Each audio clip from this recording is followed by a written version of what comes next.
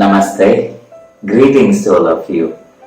Grandmaster Chava Kaksaluடைய Creative Transformation Golden Lotus Sutras on Spiritual Practice இந்த புஸ்தகத்திலிருந்து கடைசி பல வாரங்களா நம்ம படிச்சுட்டு இருக்கோம். ஆன் குரு அப்படிங்கிற டாபிக்ல இன்னைக்கு வரக்கூடிய முக்கியமான சூத்ரா என்னங்கிறத பார்ப்போம்.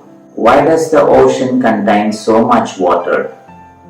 Because it is lower than the river. The teacher is like an ocean. ஓஷன்ல ஏன் இவ்வளோ தண்ணி தேங்கி நிக்குது? ஏன்னா அது அந்த ரிவரை விட ரொம்ப ஆழமானதா இருக்கு.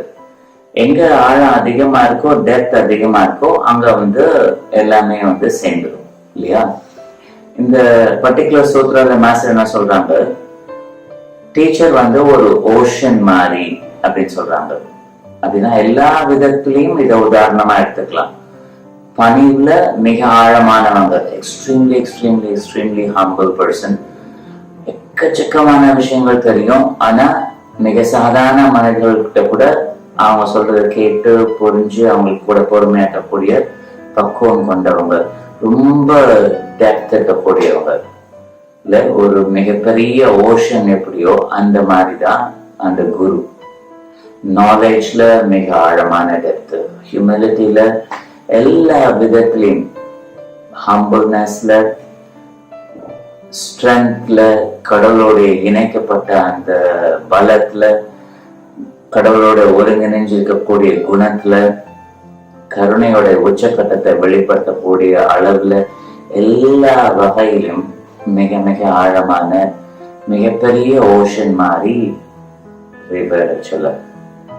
ஆனால் அது பணிவோடு எல்லாருடைய நல்லது கெட்டது எல்லாத்தையும் சேர்த்து அது வாங்கிக்குது இல்ல. குரு அது மாதிரி. எப்படி ஒரு அப்பா அம்மா அந்த குழந்தைகளுடைய சுமையெல்லாம் சுமப்பாங்களோ, அது மாதிரி கிறிஸ்டியன் டெர்மினாலஜில சொன்னீங்கன்னா அவங்களுடைய பாவங்கள் அப்படி சொல்லுவாங்கல்ல, பாவங்கள் இயேசுநாதர் ஏற்றுக்கிட்டதா சொல்லுவாங்க. குரு என்ன சொல்லுவாங்க, இயேசுநாதர் பண்ண மாதிரி எல்லாருடைய பாவ சுமங்களையும் அந்த குரு ஏற்றுப்பாங்கன்னு சொல்ல முடியாது இல்ல, அது அவங்களோட வேலையும் கிடையாது. ஆனா மிக மிக முக்கியமான சீடர்கள் அவங்களுடைய கர்மாவை செலவாக்கி அந்த குரு ஏற்றுக்கிட்டதா சொல்லுவாங்க.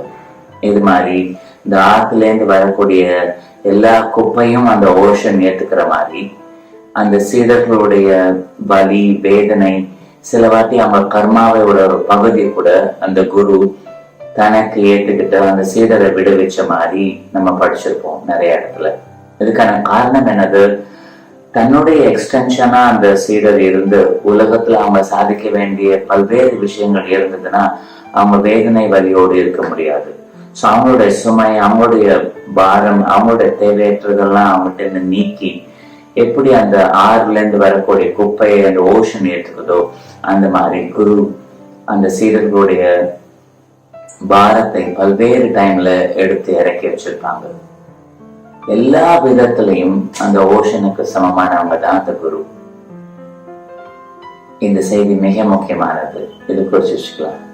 Wish you a great day. Namaste.